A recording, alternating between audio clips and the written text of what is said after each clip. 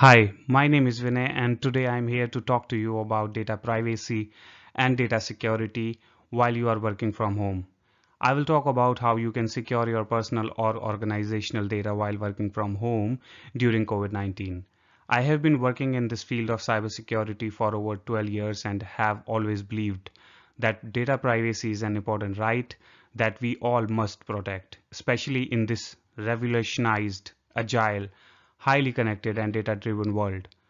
Right before the announcement of pandemic due to COVID-19, governments, corporations, and non-profit organizations are using common technologies such as CCTV, our mobile phones, even GPS devices to track the coronavirus and the people who carry it.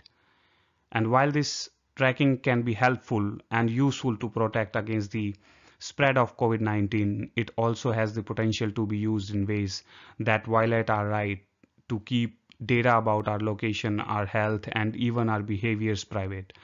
By watching this series, you will learn how to make decisions about your data privacy related to contact tracing apps, your privacy rights as an employee, and how to balance employee health concerns with employee privacy rights.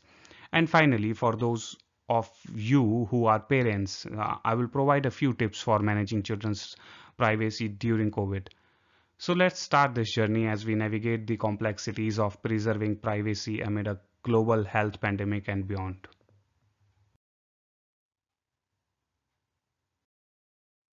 Over the past few months, our lives as citizens and employees, managers, and even as parents have been fundamentally changed by COVID-19. To reduce the spread of coronavirus, businesses ranging from MNCs to local SMEs have implemented work from home arrangements. In some cases, remote working is necessity due to social distancing regulations. Heavy reliance is placed on the internet for remote access and online communication, causing an unusual surge in internet traffic. This has increased data privacy risk among other issues such as significant reductions in internet speed. Employers should ensure that the IT infrastructure of the business is secure and aim to mitigate the risk for data breach. Typically, office networks are better protected against data loss or privacy risk as they will have installed institutional protections such as virtual private networks, VPN, firewalls, stringent antivirus software, and whitelisted IP addresses. A typical home network is unlikely to have such protections, right? Public health surveillance has become one of the most effective ways to stop the spread of coronavirus, which serves the community at large. But on the other hand, it possesses risk to our individual data privacy and data security.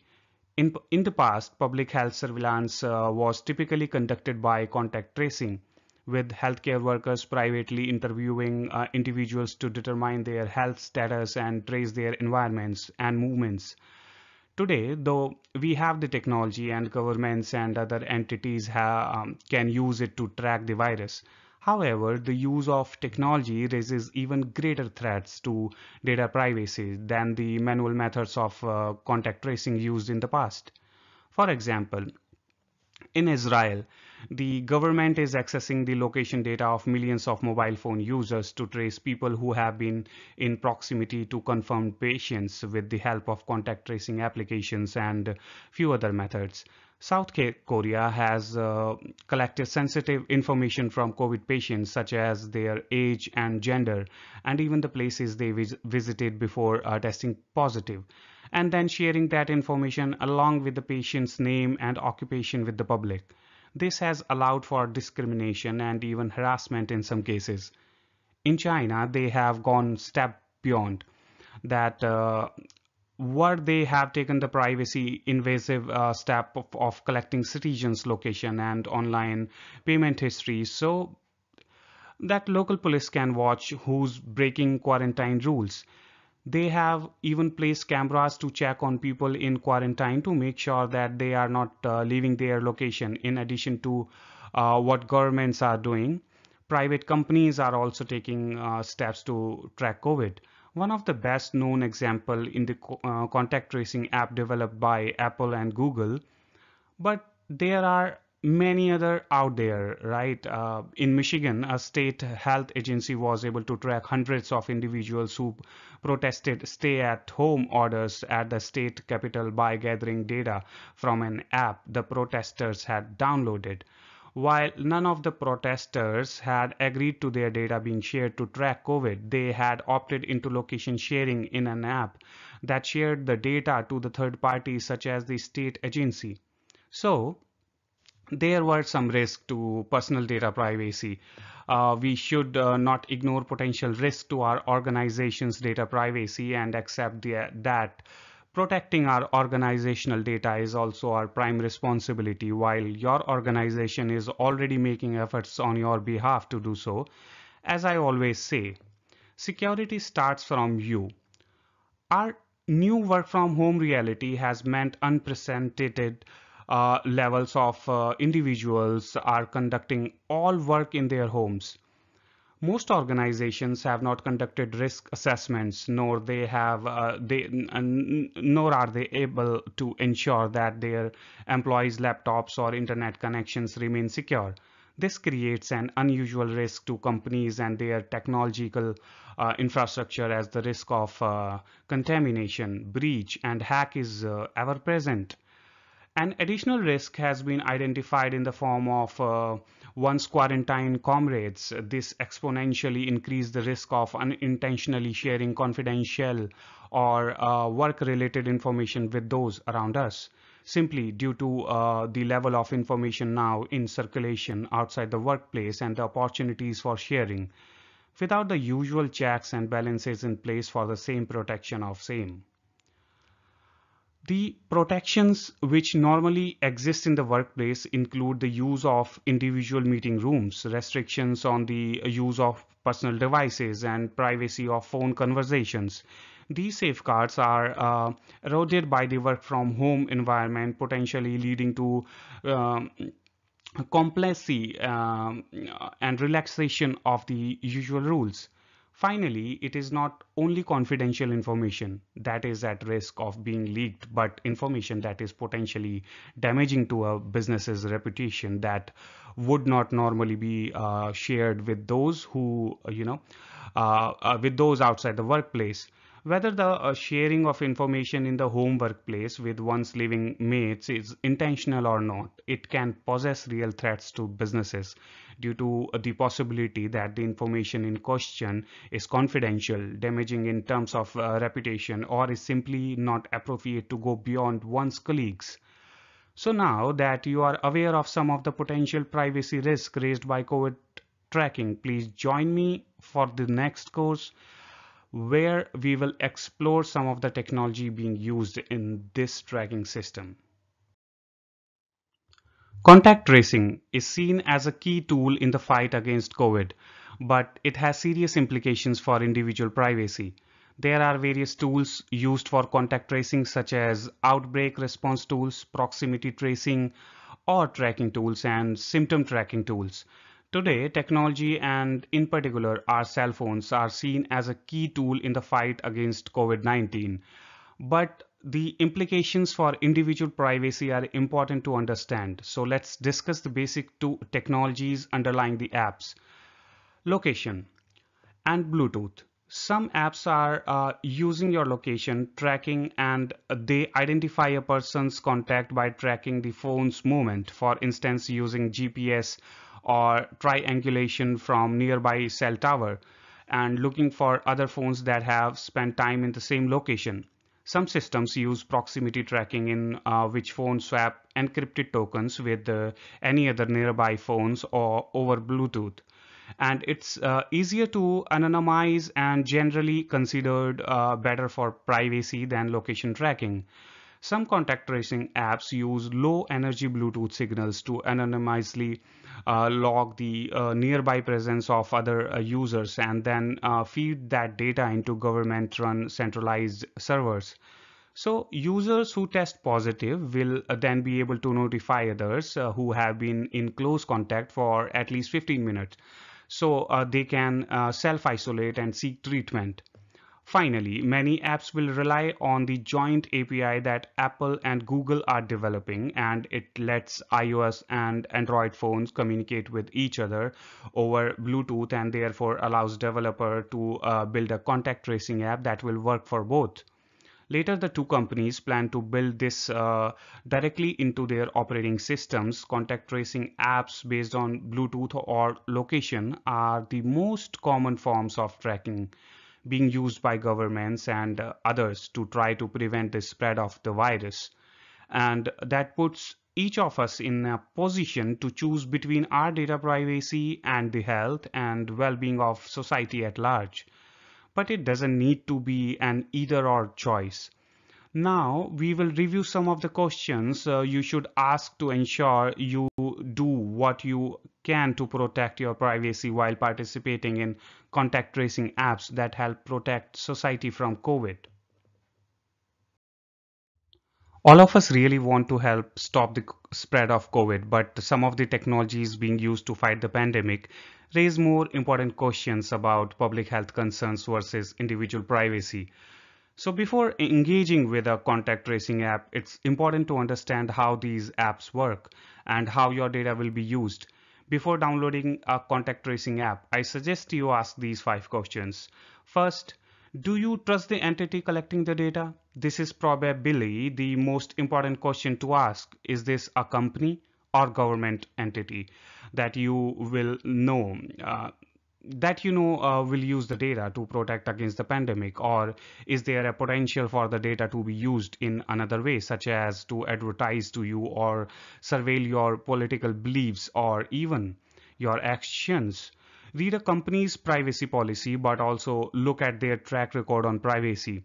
Have they misused data in the past? For governments, it's harder to give visibility into how data will be used. So it's important to think about whether the data collected will be anonymized, meaning the data can't be connected back to you. Second, will the data only be used for tracing COVID, or can it be used for other purposes? Data may sometimes be used for purposes other than health and public health, such as law enforcement, and that may last longer than COVID-19. At the moment of a pandemic or public threat, such as a terrorist event, we often more than happy to give all of our data to the governments or any other entity to fight the public threat. But we need to be cautious and conscious of not sharing data that could be used against us when that threat subsides. Third, will the data be shared with any entity beyond the app creator? This is what happened to the protesters in Michigan.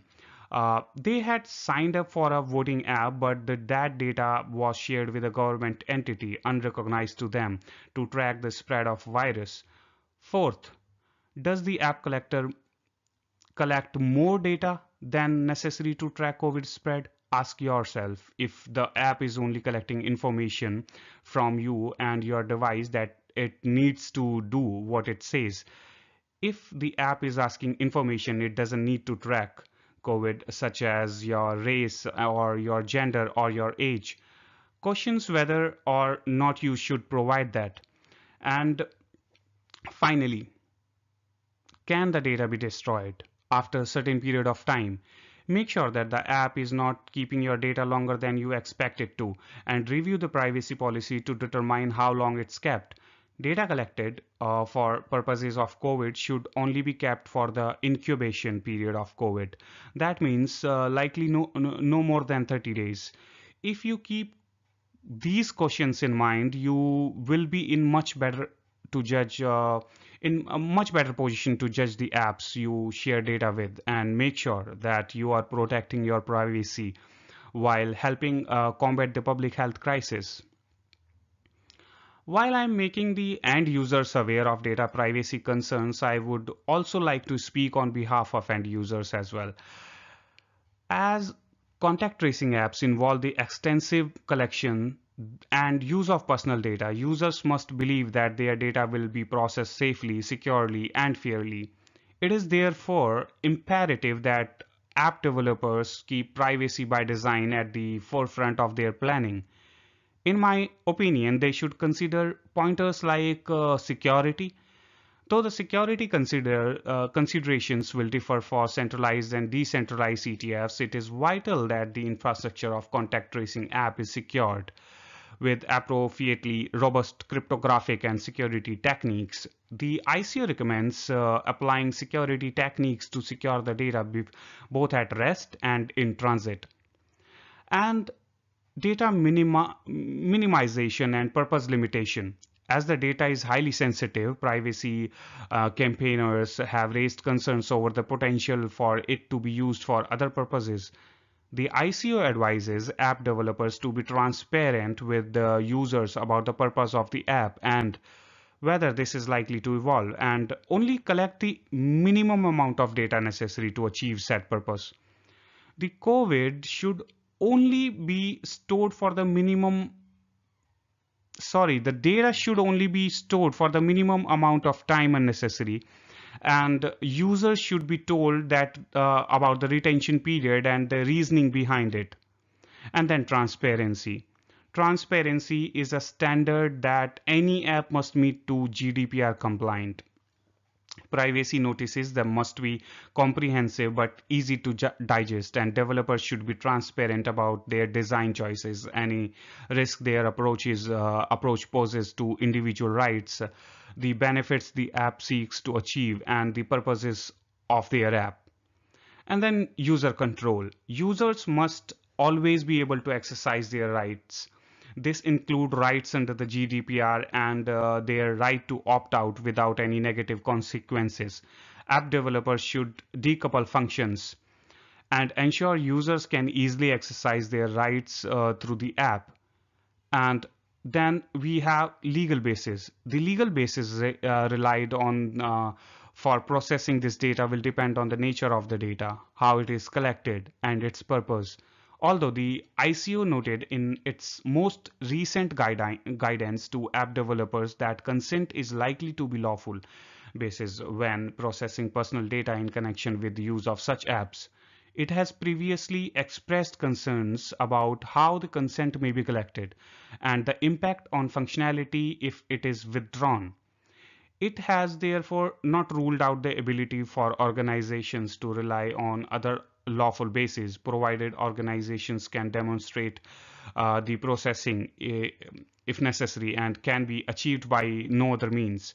It has also clarified that although the use of app must always be voluntary, this does not prevent organizations from relying on lawful bases other than consent.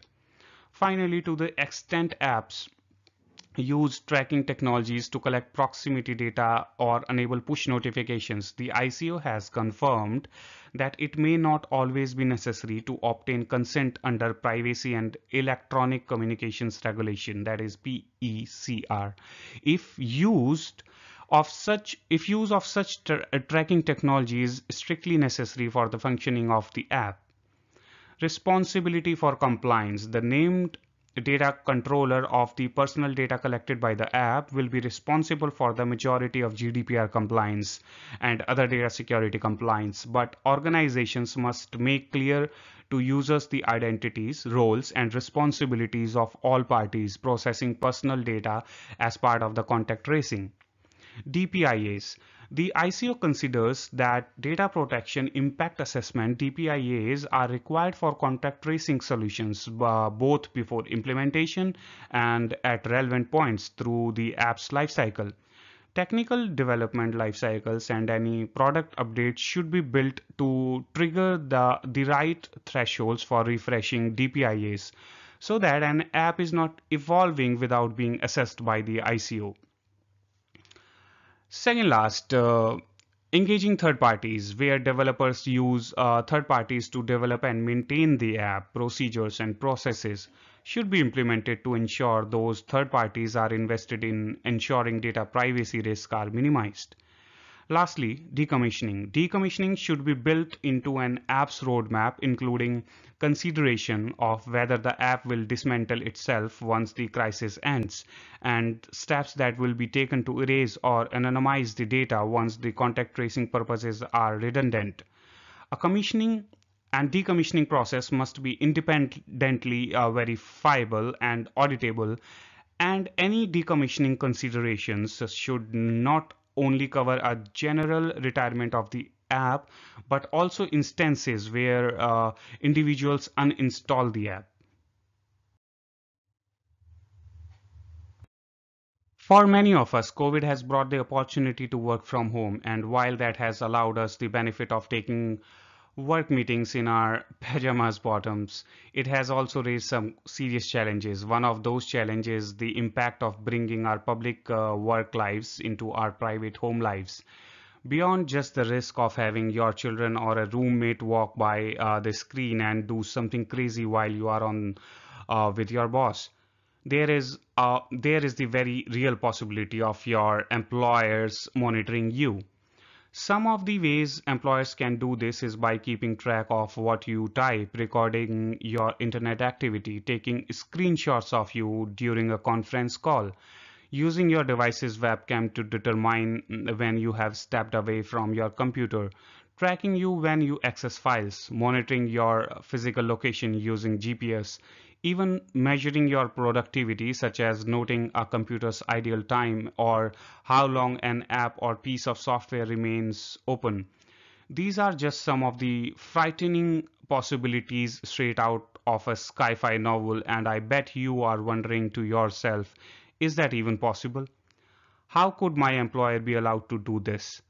And the reality is, if you are using equipment provided by your employers, such as a cell phone, a laptop, a web camera, or your employer's network, an employer in the US especially does have the rights to monitor what you are doing, and may have the right in other countries as well, as long as they have put their employees on notice and obtained their consent. So a good example of how companies may notify you of their monitoring practice is in your employee privacy policy. So be sure to read that if your company has one.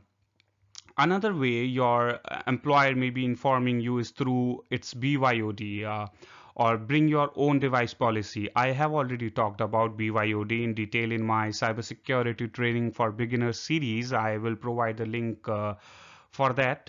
You can watch that by clicking on the I button, or they may be requiring you to download certain apps on your phone or laptop, which will often allow employers a certain level of access to what an employee does on their personal device.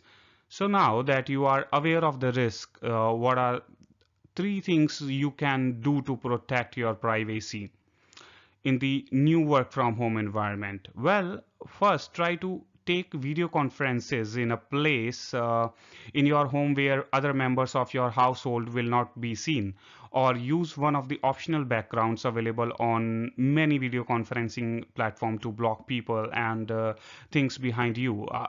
I also use virtual backgrounds while having calls on Zoom and other platforms. Think about what is behind in your work environment and what you are comfortable with your colleagues and bosses seeing, since a lot can be learned from the books sitting on the shelf behind you or the posters on the wall. Second, review your company's employee privacy policy, or if one doesn't exist, reach out to your HR representative to understand your company's policy around monitoring employees. And finally, take the time to review your company's bring your own device policy and do not use equipment such as laptop or phones provided by your company for your personal use. Now, when you get back to your home at home office, be thoughtful about ways you may be monitored and take steps I suggest to protect your privacy. Cybersecurity is a moving target. Organizations are attractive targets for hackers, and the risk of cyber breaches multiplies as more employees work remotely, raising the stakes for companies to protect sensitive client data. The outbreak can also create opportunities for hackers and scammers. There are thousands of COVID-19 scam and malware sites being created daily.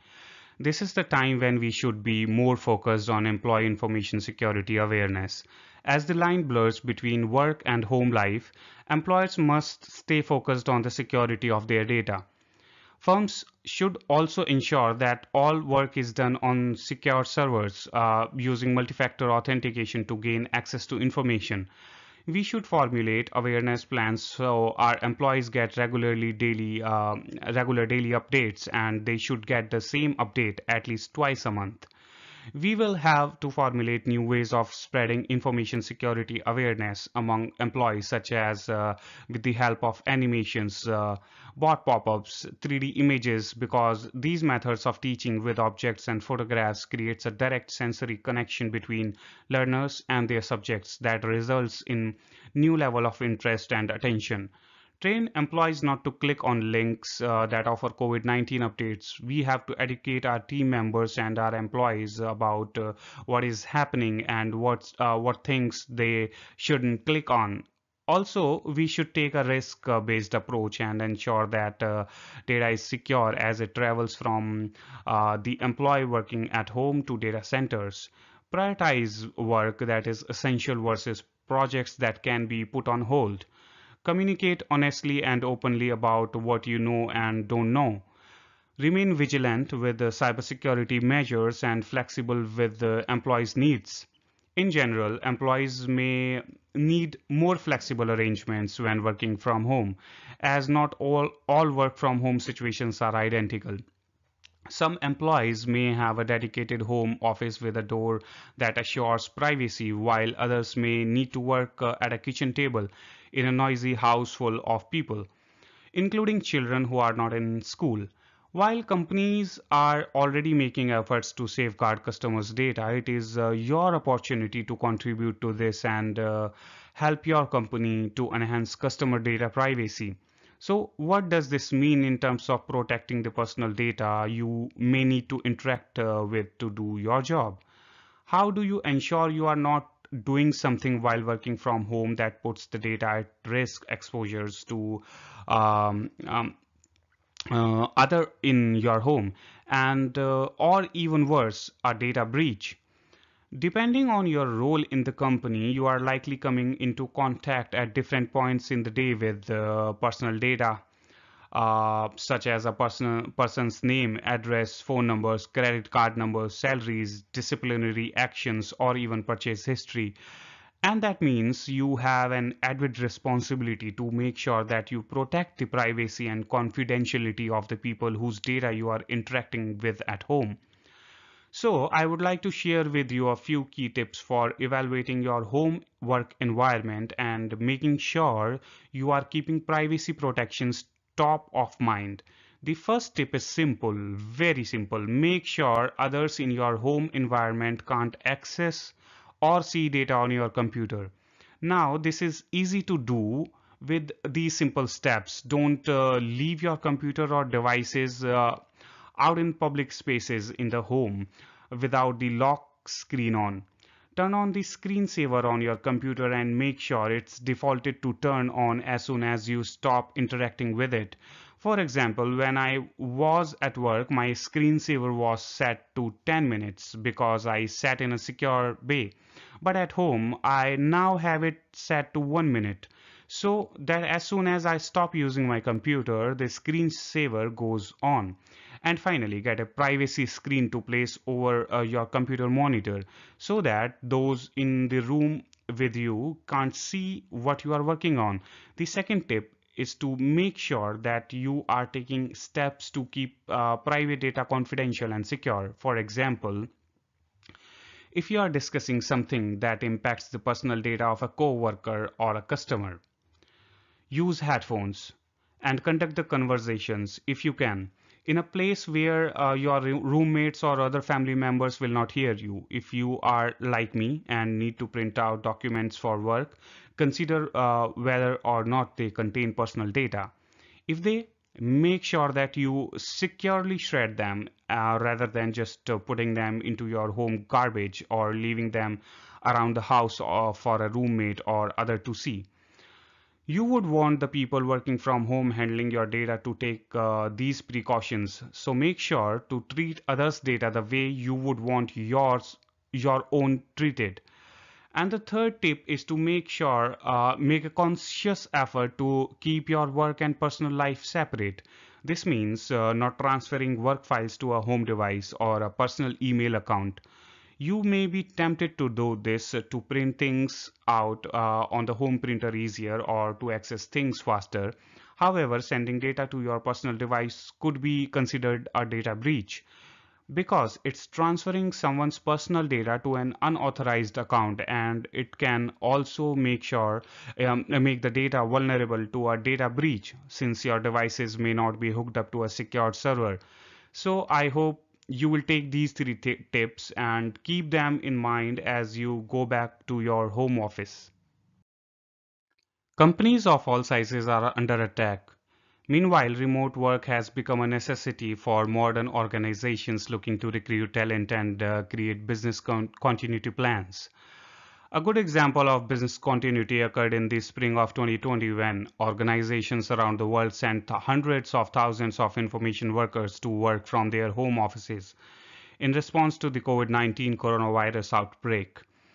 Remote work presents a unique challenge for information security because remote work environments don't usually have the same safeguards as in the office. When an employee is at the office, they are working behind layers of preventive security controls. While not perfect, it is harder to make a security mistake while at office. However, when computers leave the perimeter and people work remotely, new risks arise for the company and additional security policies are essential. Meanwhile, let me give you some quick tips in this regard. First, avoid public Wi-Fi if necessary. Use personal hotspot or some way to encrypt your web connections. Public Wi-Fi introduces significant security risk and should be avoided if possible. If you need to access the internet from a public Wi-Fi location, you have two essential problems to solve. First, other people have the access to that network, and without a firewall between you and them, threat actors can pound away at your computer from across the room.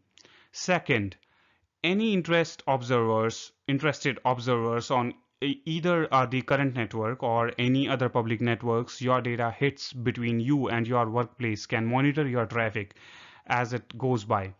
It is important to find a way to protect your PC and encrypt your traffic. One good option is to use a personal hotspot from a dedicated device or your phone. Although your web traffic will be encrypted between the hotspot and its destination, using a hotspot does eliminate the problem of getting hacked by people on the same public Wi-Fi. With most major carriers, you can pay a nominal fee for the capability to set up a private Wi-Fi network with your cell phone.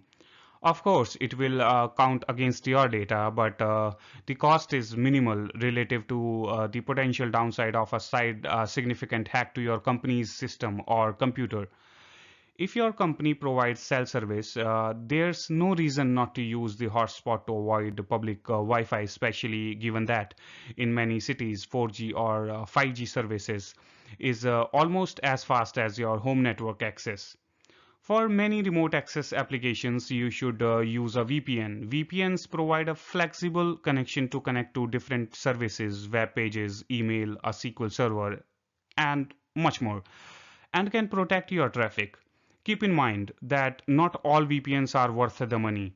It's a good idea to evaluate your must-have before you choose a VPN technology. Keep in mind that VPN services provided for privacy purposes only protect the data to and from the VPN provider, not to destination, so are not suitable for protecting remote access.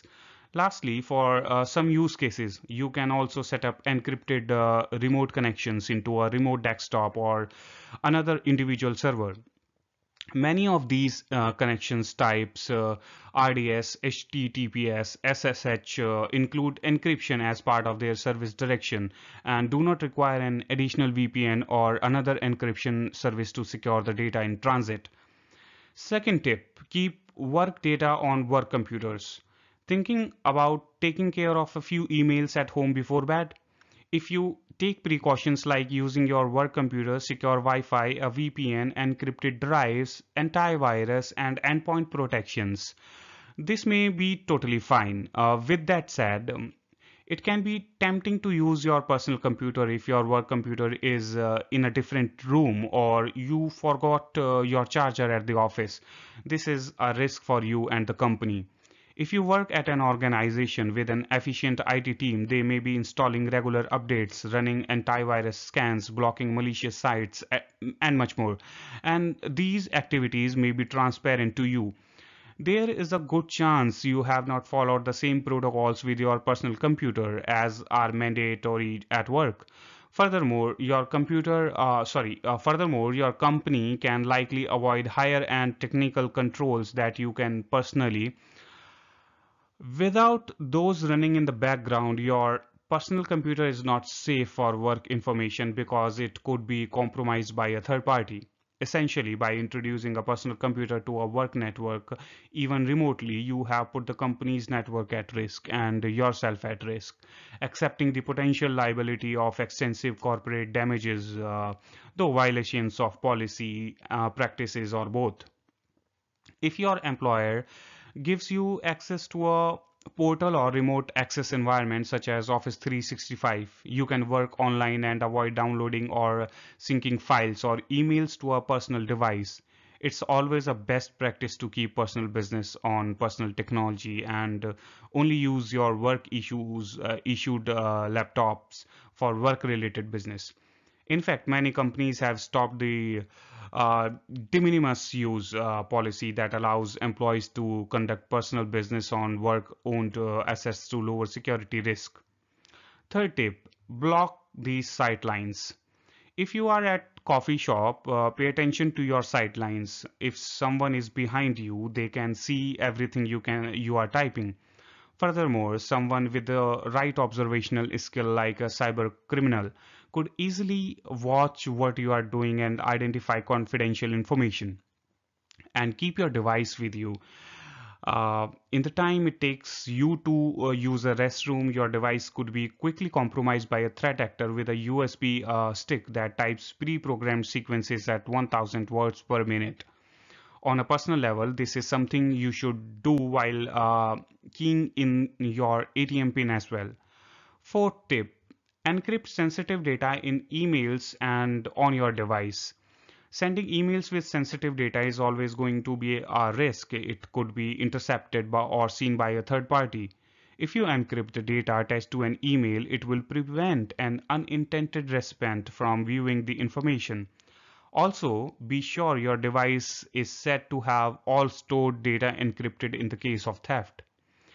When we are becoming so aware of digital security, we should also not ignore security data while considering physical security. And to do so, we can follow some key steps. First, lock your doors. This is security one-on-one. If you bring your work computer home or tend to work remotely, confidential corporate information could be at risk. When you get in the habit of always locking your doors, you have taken a key step toward improving your home office security. A friend once had his work computer stolen from his third floor, woke up when he didn't lock the door. Don't subject yourself to the stress of a stolen work computer or harm your company by letting its data out into the wild. In heavily regulated industries like healthcare, losing specific data could result in huge fines. Um, in many states, breach disclosure laws do not, come into effect if the data was encrypted. Second, never leave your device or laptop in the car. I always advise my colleagues to never leave their work computers or devices in a vehicle. It's best practice to keep your work laptops and devices on your uh, person at all times while on the road. And the trunk of your car is not any safer. There may be criminals watching the parking lot from afar, waiting for their next victim. Putting valuable in the trunk may make life a little bit easier in the short term, but why take that chance? Third, don't use random thumb drives. A classical hacking technique is to drop several large capacity thumb drive near the company you are hoping to attack. The chances that an unwitting employee will pick up the thumb drive and use it are surprisingly high. One of our employees ran a test on this at a previous job, and a shocking percentage of people opened the files on the drive. If you are a hacker, bingo, that's a payday.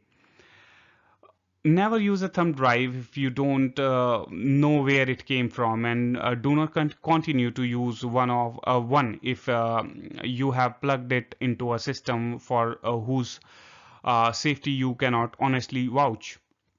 And lastly, use a USB data locker when charging up at a public phone charging station. If you need to charge your phone and the only option is an unknown USB port, a wise measure is to protect it with a USB data blocker to prevent data exchange and guard against malware. This type of USB protection allows the device to connect to power without exposing the data pins inside your device. It connects the power leads but not the data ones. While good technologies and policies help, the truth is that the very employees who make the businesses go are a primary avenue of security risk. General work from home and remote work policies on computer and internet can help, and these policies can be enforced with both technical and administrative controls. These are the security awareness items that will help employees act safely with corporate devices and information no matter where they are working. From CISOs and IT managers, these work from home security strategies can be easily incorporated in official employee and cybersecurity policies. I recommend training staff on these policies when onboarding new staff during recurring security awareness training, and especially when companies update their security policies. Till now, we have understood the risk for you and your customers' data privacy and learned ways to maintain data integrity and privacy. In the upcoming part of this course, we will see data privacy and learn about ways to safeguard the same from an employer's perspective. And then we will talk about some steps every parent should take to protect their kids' privacy during COVID-19, which is very much important. Thank you, everyone. If you have got any query or concern, then always remember the fastest way to reach out is the comment box. Pick up your keyboard and start typing in the comment box. I will get back to you at my earliest. Alternatively, you can drop me an email at cybercyber@gmail.com. Also, do not miss to subscribe to my channel and press the notification bell icon so to be aware of any new course that I will publish. You can connect with me over LinkedIn, Facebook, Twitter, and Instagram. To get yourself updated with the latest cybersecurity industry trends, documents, and various articles, you should use our unique ID, Cyber, to find and connect with us on these social media platforms.